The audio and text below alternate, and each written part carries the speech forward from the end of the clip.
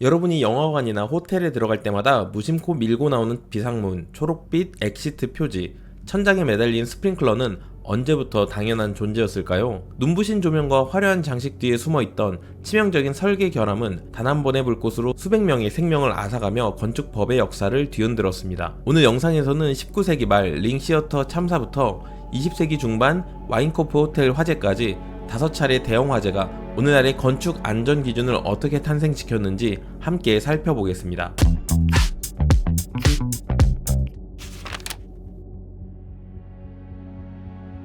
1881년 12월 8일 밤 오스트리아 빈의 링시어터가 순식간에 불길에 휩싸였습니다. 가스 조명 장치에서 시작된 작은 화재가 공연 시작 직전에 삽시간에 번졌고 약 620명이 극장에서 탈출하지 못하고 목숨을 잃었습니다. 당시 극장은 약 1700석 규모였지만 부지가 협소해 건물을 층층이 높게 쌓은 구조였습니다. 그러나 출구 문들은 안쪽으로 열리는 형식이라 대피 인파에 막혀 닫힌 채였고 무대와 관객석을 차단할 방화막은 없었습니다. 무대 세트와 내부 장식은 대부분 가연성 재료로 만들어져 불길을 키웠고 좁은 거리 안쪽에 위치한 극장은 소방차 접근로가 한쪽 면에 불과해 진압도 지체되었습니다. 이처럼 설계와 안전 대비의 총체적 부실로 인해 빈 도시의 한복판에서 엄청난 참사가 벌어졌습니다. 이 화재를 계기로 오스트리아 당국은 이듬해 극장 안전을 위한 최초의 건축법 규정을 제정했습니다. 새로운 규정에 따라 무대와 객석 사이에 철제 방화막을 설치하고 출입문은 대피 방향으로 바깥쪽으로 열리도록 의무화되었습니다. 또한 극장 건물은 가급적 사방에서 소방 접근이 가능하도록 독립 대지 위에 짓도록 했으며 무대 조명으로 인한 화재가 다시는 객석으로 번지지 않도록 무대 세트 재료의 불연화 처리도 요구되었습니다. 유럽 여러 나라가 이 규정을 받아들였고 이후 지어진 극장들은 이러한 새로운 건축 안전 기준을 반영하게 되었습니다. 1903년 12월 30일 개장한 지 불과 한 달 된 시카고의 이로쿼이 극장에 1700명의 관객이 가득 들어섰습니다. 절대 불연제 극장이라는 광고와 달리 이막 공연 도중 무대 조명에서 나온 불꽃이 커튼에 옮겨 붙으며 대형 화재로 번졌습니다. 순식간에 연기와 불길이 극장을 덮치자 관객들은 출구로 몰려들었지만 일부 비상구는 두꺼운 벨벳 커튼 뒤에 숨겨져 있었고 심지어 잠긴 데다가 생소한 잠금 장치까지 달려 열지 못했습니다. 복도와 계단에는 통로를 막고 가로지른 철제 가로대가 설치되어 있었는데 공연 중 관객이 자리 이동을 못하게 관리자가 그 문을 자물쇠로 잠가두었습니다. 불길이 번지자 이 잠긴 게이트 앞에서 수많은 사람들이 뒤엉켜 쓰러졌고 연기에 질식했습니다. 이처럼 비상구 부족과 차단, 잠긴 문들이 대피를 가로막아 피해가 커졌고 결국 사망자는 602명에 달했습니다. 이는 미국 역사상 단일 건물 화재로는 최악의 참사였습니다. 이로쿼이 극장 화재 이후 미국 전역의 공연장 안전 기준이 대대적으로 강화되었습니다. 모든 비상구 문은 반드시 바깥쪽으로 열리도록 개선되었고 많은 인원이 한꺼번에 밀고 나가도 열리도록 문에 패닉바를 장착하는 계기가 되었습니다. 또한 좌석수와 입석 관객 수에 엄격한 제한이 도입되고 출구 표지와 통로 표시를 밝게 표시하도록 표준이 마련되었습니다. 대형 공연장에는 방화용 커튼을 무대에 내려 불길을 차단하도록 의무화하고 무대 상부의 연기 배출구도 설치하게 했습로다. 이 참사는 공연장과 다중이용 건축물의 피난 설계 기준을 확립하는 결정적인 계기가 되어 이후 미국 전역의 극장들이 문을 잠그거나 피난로를 막는 일이 없도록 법과 제도가 정비되었습니다.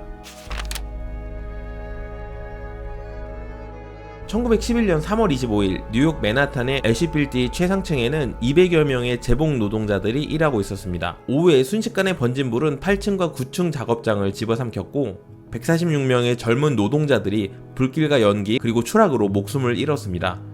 이 비극이 컸던 이유는 당시 의류 공장이 열악한 건축 및 작업 환경 때문이었습니다. 화재 당시 작업장에는 불꽃을 경보로 알려줄 자동 경보 장치나 스프링클러 설비가 전혀 없었고 평소에도 화재 대피 훈련이 한 번도 시행되지 않아 노동자들이 대처법을 몰랐습니다.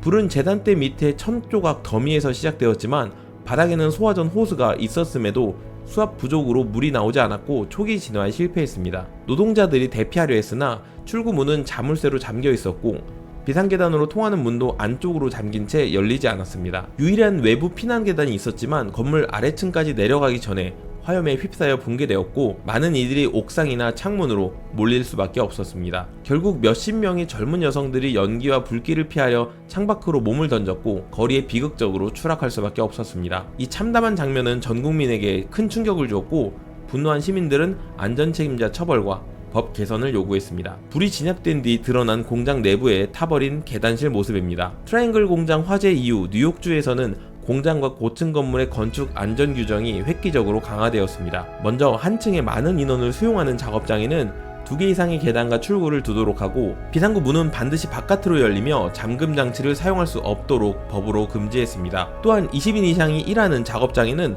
의무적으로 스프링클러 설치를 요구하였고, 정기적인 소방시설 점검과 화재 대피 훈련도 법제화되었습니다. 복도와 출구에는 비상등과 야광 표지판을 설치해 정전 시에도 탈출로를 식별할 수 있도록 했습니다. 이 밖에도 작업 현장의 가연성 폐기물 관리 강화 등 노동환경 개선을 위해 30여 개의 법률이 잇따라 제정되었습니다. 트라이앵글 화재는 미국 전역의 공장 안전 규정 마련에 직접적인 도화선이 되었고, 현대적인 건축물 화재 안전 기준의 토대를 구축한 사건으로 평가됩니다.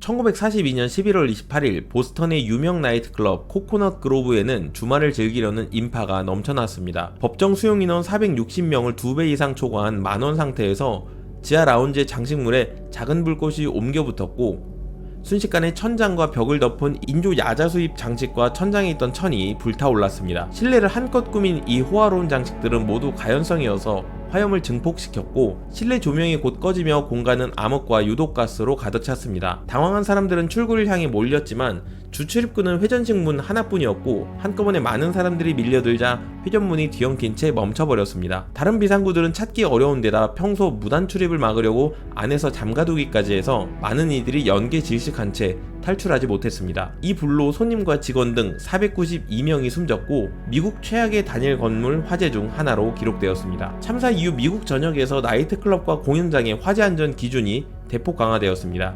실내 장식의 인화성 소재를 전면 금지하고, 비상구는 항상 내부에서 잠금 해제된 상태로 유지하도록 법으로 규정했습니다. 특히 회전문은 사고 당시 유일한 출구였던 점이 문제가 되었기에 회전식 출입문만으로는 출구로 인정되지 않고 반드시 옆에 여닫이 피난문을 추가하도록 하였고, 기존 회전문에는 충돌 시 쉽게 붕괴되는 패널을 설치하는 개선이 이루어졌습니다. 이 사건은 또 비상구 표지등과 비상조명의 중요성을 일깨워 정전 시 자동 점등되는 배터리식 비상등이 다중이용시설에 보급되는 계기가 되었습니다. 코코넛 그로브 화재 이후 많은 도시들이 수용인원 엄수와 과밀 단속을 강화했고, 연말이 되면 해당 참사를 교훈삼아 업소 안전점검을 실시하는 등 전국적인 관행이 만들어졌습니다. 이렇듯 비극 이후 마련된 새로운 건축 소방법들은 오늘날까지 공연장, 음식점 등 다중시설의 안전관리 표준으로 이어져 내려오고 있습니다.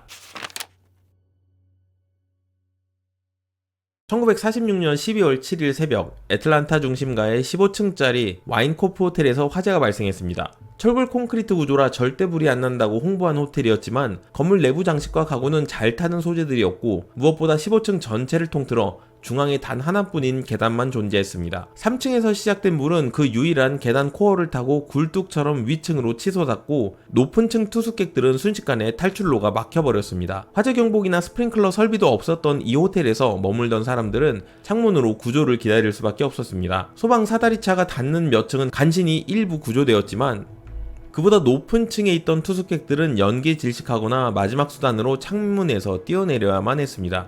이렇게 해서 호텔 설립자 부부를 포함해 119명이 목숨을 잃었고, 이는 미국 역사상 최악의 호텔 화재로 기록되었습니다. 이 비극은 곧바로 전국적인 호텔 건축 기준 개선으로 이어졌습니다. 당시 잇따른 대형 화재를 계기로 해리 트루먼 미국 대통령이 화재 예방을 위한 대통령 회의를 소집하였고, 더 이상 국민의 생명을 불안전한 건물에 맡길 수 없다는 연설과 함께 강력한 대책을 주문했습니다. 이후 미국 각 도시의 건축법이 개정되어 고층 건축물에는 2개 이상의 계단을 멀리 떨어뜨려 배치하고, 각 계단과 복도에는 내화 구조의 방화문을 설치하며 객실문은 자동 폐쇄식 방화문으로 두도록 했습니다. 또한 호텔과 같은 숙박시설에는 경보 설비와 통신 설비를 의무화하여 초기에 모든 층에 경고를 전파하도록 했고, 연기 확산을 막는 계단실 압력차 제어 시스템도 도입되었습니다.